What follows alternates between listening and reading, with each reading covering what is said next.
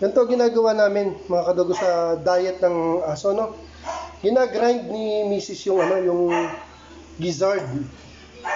Ayan. Ginrind niya na tapos nang i-grind yung mga gizzard. Kasi di ba alternate kami ng pagkain na yan na. Puro gizzard yan, grinded yan. Ayan.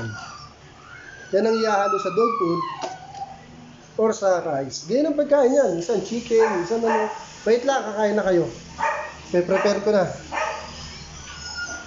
Prepare ko na mga kadog yung pagkain ha. Nag-iiyak ko na eh. Saglit.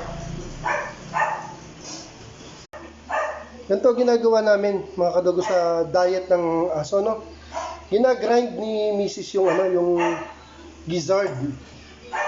Ayan. Ginrind niya na tapos nang i-grind yung mga gizzard. Kasi di ba alternate kami ng pagkain na yan na. Puro gizzard yan, grinded yan.